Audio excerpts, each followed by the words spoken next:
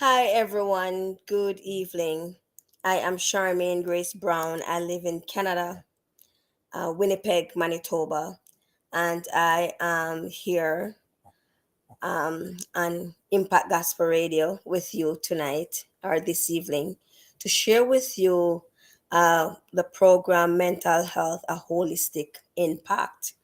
I am a registered nurse. I also have a master's in counseling psychology.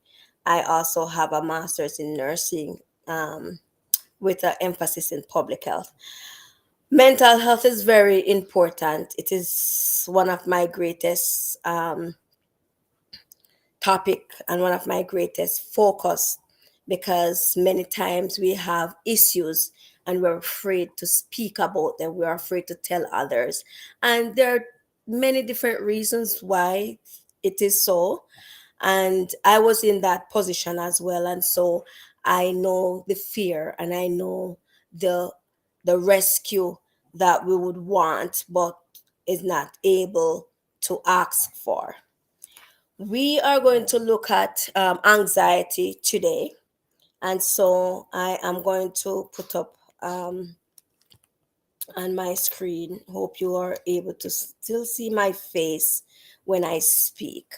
And so we're going to look at anxiety for a little bit. And if there's any question, you're able to text it in the box, in the audience box, and I will answer them. I might type to answer, or I might just answer them live. So we might ask ourselves, what is anxiety? So anxiety is a group of disorders that cause constant, intense, excessive worry and fear about daily living conditions.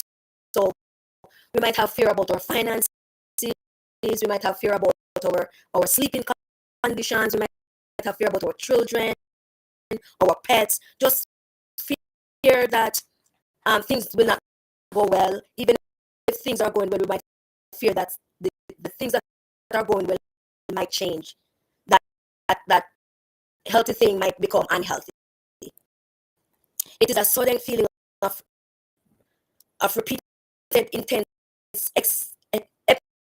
episodes of terror that can heighten within minutes. The intensity can lead to panic attacks. Sometimes you see people having panic attack. It's because they were anxious about something before, and then it heightened, and so they started having a panic attack where they can faint. Everyone at some point in their life get anxiety over something. For me, I get anxious when I drive. Not when I drive, but I get lost easily. I will drive and go into a gas station and leaving that gas station. I come out the wrong way and I'm lost. And so there are ways to deal with simple anxiety or severe anxiety. The anxiety episodes are more excessive than the actual events, which can prolong for instance, you see a needle and you faint or start hyperventilating. It's you see a phlebotomist coming to you with a needle. The phlebotomist is not even near you, or the needle wasn't your needle, but you started hyperventilating and fainting, and that's kind of severe for that issue. But everyone deal with their own anxiety differently. Everyone is affected in some ways or another. So some persons might have sweaty palms, while some persons might faint. The Oxford Dictionary stated that anxiety is a mental disorder that is characterized by severe apprehension of doom or danger of a real event or something that we perceive in our head that might happen. Cleveland Clinic 2023 realized that it is normal to have some kind of anxiety. Anxiety can be normal because it can be good because it helps us realize that there's a danger awaits or it keeps us safe. For instance, we are going through our door and we're anxious. There's snow on the walkway and we're anxious that we will fall. Of course, we're going to try to protect ourselves from falling. And so anxiety can help us to be safe. It can help us to be successful. For instance, we're going to have a job interview and we're anxious about the job interview. So what we do, we review the job interview questions and we go into that interview and we pass because we were prepared. It can also hinder us from getting that job where we're so anxious. We did review, but the anxiety within the interview allows us to start getting sweaty palms, allows us to start feeling faint, and then we pass out. So we never get that job. Types of anxiety. There are various descriptions of anxiety according to Mayo Clinic 2023. Anxiety is related to health issues, substance use, specific situations. A person can have anxiety about many different things at one time. So you can be anxious about the car, you can be anxious about the weather, you can be anxious about your children, you can be anxious about the relationship, all at once. So all these fuss and all these disturbances and chaos is going through us all at once, which can be very dangerous because it decreases our mental status. There is generalized anxiety disorder, and this is a situation that is difficult to control even if it's a routine situation. For instance, you have an assignment to do. You normally do your assignment, but every time an assignment comes up, you get anxious. You get anxious that you might not do it well. You get anxious that you might not find the material to do it, even though you always pass the previous assignments. The situation and event are causing excessive worry and fear more than what is necessary. You have social anxiety disorder, which is social phobia. It is a sense of fear of being embarrassed or a subconsciousness of avoiding social settings because of high levels of fear, anxiety of others judging you or having negative impact on you. And so you're afraid to go into a social area and for people to look at you. Sometimes people are looking at you. Sometimes they're thinking good things about you. Sometimes they might say, oh, he dressed nice or she dressed nice, but in our heads, it's not that. It's something negative. We have panic disorder, and this is the fear of impending doom about anything such as cooking, cleaning, driving, having children. Yeah, we can have panic attack and panic disorder over even having children. It is presented as shortness of breath, fainting, chest pain, sweaty palms, sweaty feet, heart palpitation, heart flutter, and panic attack can also be caused by preventing a panic attack. So you know that when you normally drive, you have a panic attack, or when you are going to drive, you normally have a panic attack. So you're preventing you from having a panic attack because you become conscious of it that I don't want to have a panic attack when I'm going to drive. No, I don't want to have a panic attack when I'm going to drive. No, to the sense where you start having panic attack for not wanting to have a panic attack. So panic attack can lead to panic attack, or preventing panic attack can lead to panic attack. Anxiety disorder related to medication issues. So health problems that cause severe worry and anxiety, for example, asthma, which can cause shortness of breath for you, or a new diagnosis that was unexpected can allow you to become anxious. Separation anxiety disorder. So most times children have separation anxiety disorder. They are afraid of being apart from the parental figure. This anxiety is expressed greater than it should be. For example, the mother is going around the back to catch some water and the child just starts crying uncontrollable due to fear of being alone. And so they are showing sign that the mother is not gone yet. They're there. Even they can see the mother through the window. They are still having this uncontrollable cry because of fear of being separated. You have specific disorder, and this is getting anxious about specific things like needles, flying, travel alone, being a parent, being afraid of specific things can also lead to panic attack. So I'm afraid of needles, and so if I'm going to do blood work and somebody's going to take my blood, I am afraid, and if it gets so bad, I can actually have a panic attack. You also have drug-induced anxiety disorder. It's the effect of ingesting drugs, medications, toxins. Substance withdrawal can also lead to severe anxiety or panic attack as well.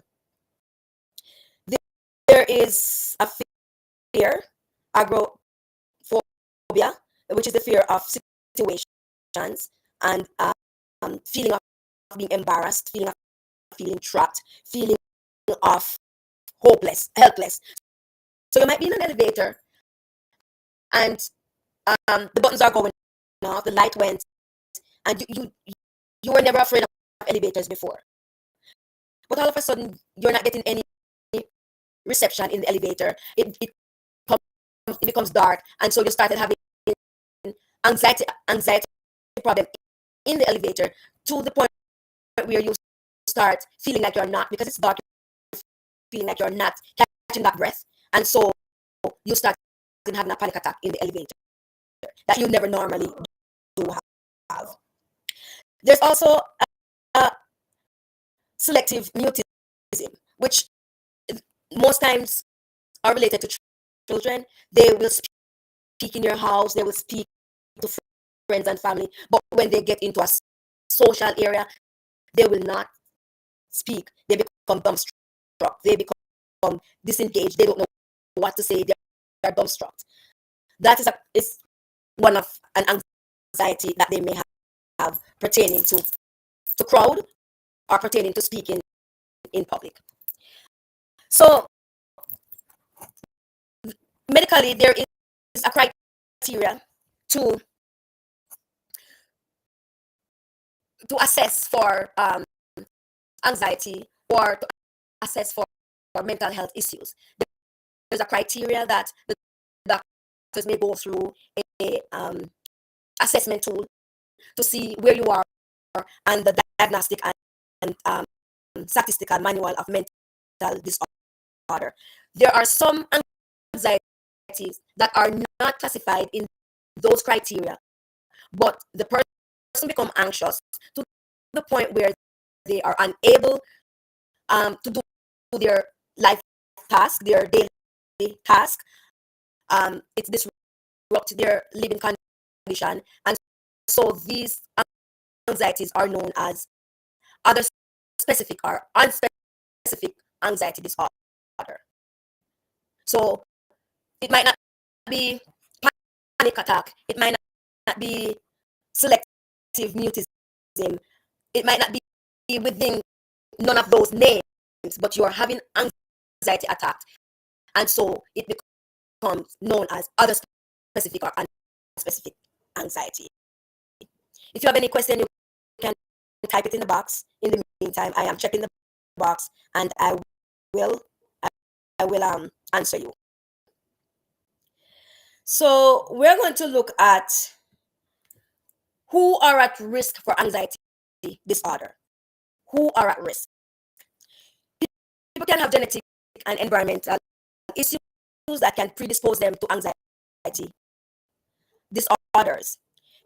Behavioral traits such as shyness, experiencing severe stress levels, trauma, family history, family practices, chemical imbalances, mental health conditions, and physical conditions such as thyroid problems. When persons have thyroid problems, it allows other different hormones to be all over in the bloodstream, and it does cause chaos and mental health issues. Women are more at risk than men, maybe because their hormones are all over, especially when they are menstruating, and they are less resistant They are more resistant to seeking help. Men, because of their testosterone um, that flows around in their body system, it allows the men to be more relaxed in stressful moments. And so they are less to experience anxiety attacks. Anxiety is the most common cause of mental health distress. In 40 million Americans, 40 million Americans are affected with anxiety. 30% of the nation. It started in childhood, adulthood, and it goes up to late adulthood. Sometimes elderly have anxiety problems as well. It is the cause of anxiety is unknown. According to Cleveland Clinic 2023, the cause is unknown. They don't know what is causing the anxiety. In Canada, 25% of Canadians between age 18 and above experienced anxiety in 2021. And that was 1 in 4 persons experience anxiety in Canada. So we might ask ourselves, how can we know if we have anxiety problem? What are the signs and symptoms of anxiety? So anxiety disorder can cause obsessive compulsive disorder. So when you're anxious and you're wondering if your door was locked, and because you're home and you're a little bit scared, you live in a quiet neighborhood, or maybe a neighborhood that is not so safe, and you have this feeling that you're unsafe and your door was not locked, and you keep going there to see if it was locked, even though you went 5 minutes ago and saw that the door was locked. You still have that anxiety that it wasn't locked. So that can be described as obsessive compulsive disorder. You get nervous, you start vomiting. When you're anxious, you become confused, you become sweaty, you have sweaty palms and sweaty arms. Your armpit becomes sweaty, you're restless, you have tension, you feel faint, your heart start to palpitate, you have that fast heart rate, you start hyperventilate, like you start breathing fast, you have this sense of danger, of doom. You start thinking about all these things in your head, you ruminate about problems, whether today problems, yesterday problems, or problems that you might have in the future, even though it might not come your way.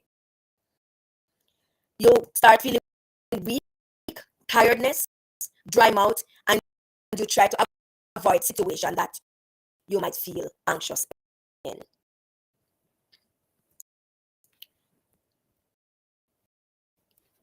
So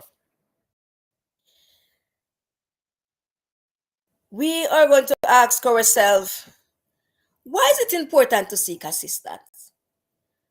Why is anxiety disorder a loss? Why do we need to seek assistance for our anxiety disorder? Why is it important for us to seek that help? When the problem that is causing anxiety starts affecting our work, our study, home life, and our relationship, it is imperative to seek assistance. As a matter of fact, I would suggest persons seek assistance before the problems start severely affecting their lives, severely affecting their relationship with their kids and their spouses, their workplace. It would be better to seek assistance when you start feeling different in your body than wait until the problem is out of hand. If there are suicidal tendencies, drug dependencies, except for prescription drugs, and yes, persons might be on anxiety medication and start getting more anxious and become more dependent on that prescription medication, taking more than the prescribed dose. Doctor said take one pill, 140 milligram pill 4 times a day. You start taking that 40 milligram pill 6 times a day. So you start becoming dependent on this medication. the anxiety is difficult to control or causing new or additional health issues. If none of these happening to you, you need to start seeking the help you deserve. Mental health is very important. Anxiety, as a matter of fact, when I researched about this, everyone has anxiety sometime in their life, and no one knows what caused it. So it's not that I believe and I think I'm going to have anxiety, or I am putting myself in a place where I have anxiety. No, it, it just starts out of nothing. It just starts. How do we diagnose and get medication and treatment for anxiety? Anxiety disorder can softy down. Anxiety disorder can most times go untreated and undiagnosed. So you have this feeling. It's there, but you're not sure what it is. You go outside in the snow and you start getting palpitation. You start getting this sense of doom that you're going to fall. You start feeling restless. You don't know what it is. You can't identify it. It just comes on and goes, but you don't realize what it is. So what is important is that you go to the doctor. You say, doctor, I go outside sometimes and I'm not feeling well. I don't know what it is. I'm not sure if it's snow. I'm not sure if it's. You're explaining to the doctor. What the doctor does is do some blood work, because kidney problems can cause you to feel faint. Heart problem can cause you to feel faint. There are other mental health issues that can cause you to feel faint. So what the doctor does is do some blood work to rule out all these medical issues that can lead or that can cause these signs and symptoms that you're feeling. Whatever is left that they cannot find, it would mean that it is mental. So they cannot find it in your system physically. Their guess is that it is mental. So what they're going to do is try to prescribe or try to refer you to a psychiatrist, a psychologist, or a psychotherapist. They might give you medication as well. Because if you tell the doctor, my heart starts beating fast when I go in the car, when I make the corner, when I turn the corner, I'm feeling so nervous, I feel like I'm going to crash. The doctor will say, sounds like anxiety. I'm going to give you some medication, whether Ativan, diazepam, or whatever the medication is. They want to give you some medication to see if it helps. So they can rule that out as well with medications. They can send you to go do interview with these psychologists, psychotherapist, or psychiatrist, and do a assessment with tools to see what's going on with you, to try to find what is happening, to try to get to the bottom of that anxiety, those things that are causing your anxiety. They try to use things to alleviate this anxiety issue. Also, what you can do is find things that alleviate those signs and symptoms that you are experiencing, such as prayer, singing, cooking, conversing with families and friends, and writing in a journal. There are a lot of people you can talk to about anxiety. You can talk to your friends. They're good. Most people have good friends. Most people have family members that are caring. People have spiritual care advisors. You have a pastor.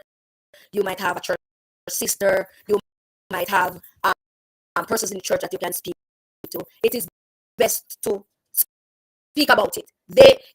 Sometimes when you speak about something, you realize you're not the only one that has it. You realize that somebody else was going through that a couple months ago, and something worked for them. They realize something that was happening. You might realize that your sister right there is going through the same problem, and you can also form a group. You can form a group where you sit together and talk about it and help each other. I am going to close this conversation with Philippians 4 verses 6 that says, from the King James Version that says, "Be anxious for nothing, but in everything, by prayer and supplication, with thanksgiving, let your request be made known to God." And you know that Impact Gospel Radio is one radio that will help you with your spiritual difficulties, or if you're having anything going on. If there's any question, fix my internet. Are you not seeing me? My voice is not clear.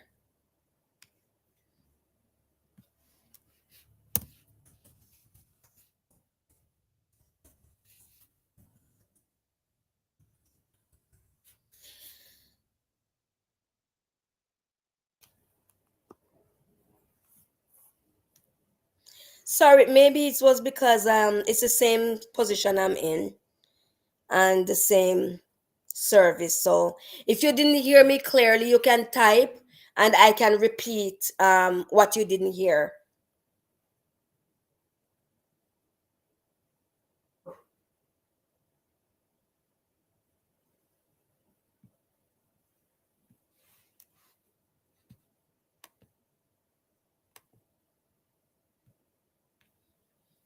Are there any questions? So I'm going to summarize um, what we just said. We were talking about anxiety, and we said their anxiety is a set of disorders that can cause many um, medical issues, and there are ways it presents itself. It presents itself as having shortness of breath, hyperventilating, faintness, high heart rate, and it can be caused from triggers such as places, smell, and situations. Anyone can have an anxiety problem. As a matter of fact, everyone does have anxiety, some issues with anxiety sometime in their lives. It is a sense of feeling apprehension, doom, or danger. Anxiety is good. It can be good. It can allow you to know that something is wrong, something is going to go wrong. It can allow you to be successful, as well as it can hinder you from becoming successful. And we give that um, analogy about um, having an interview for a job where you prepared for the job because you were anxious and you get the job, or you prepared for the job but because you're extremely anxious, you fail to get that job. There are different types of anxiety. You have generalized anxiety disorder, you have social anxiety disorder, you also where you're afraid to go into society to mingle and make contact. Generalized anxiety disorder is when you have just general problems that you are worried about excessively. You can have panic disorder where you have panic attack, and sometimes you're trying to prevent panic attack and get yourself another panic attack by preventing panic attack. You also have anxiety disorder related to medications or medical issues. You can have separation anxiety where children are mostly affected, and you can have specific anxiety disorder like from needles or flying, traveling alone, or being a parent. There are some anxiety that are not classified in the Diagnostic and Statistical Manual of Mental Health Disorder, and those anxieties are called specific, no, other specific or unspecific anxiety disorder. Who is at risk? Women are more at risk than men because of hormonal problem. Testosterone seems to help men relax more. Estrogen seems to cause the hormone in women to be chaotic, and so they will have more anxiety problem. Also, women are less they don't want to they are less motivated to seek help for anxiety. Signs and symptoms, we went through those: restlessness, tension, fainting, sweating, sweaty palms, sweaty arm, vomiting, confusion, nausea.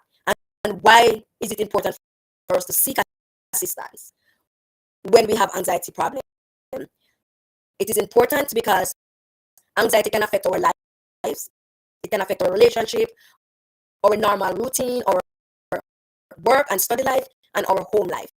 So it is very important to get help.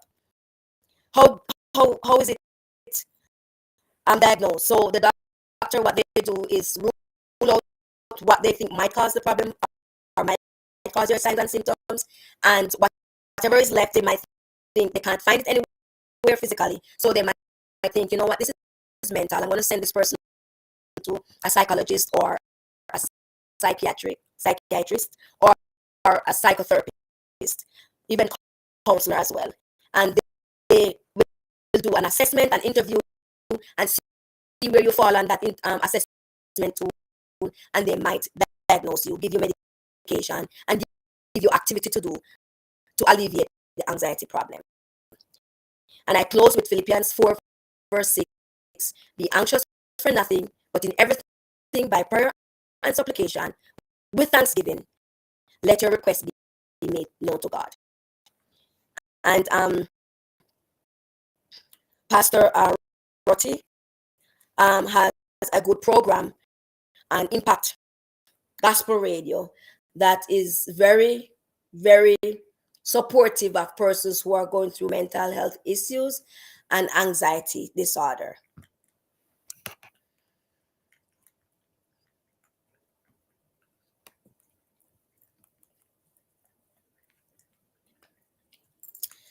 So I'm going to close with that. If you have any question at all, whether now or after, you can always submit the questions to Pastor Rotti, and he will always divulge them to me. I'll always get the answer to you some way, somehow. Have a great evening.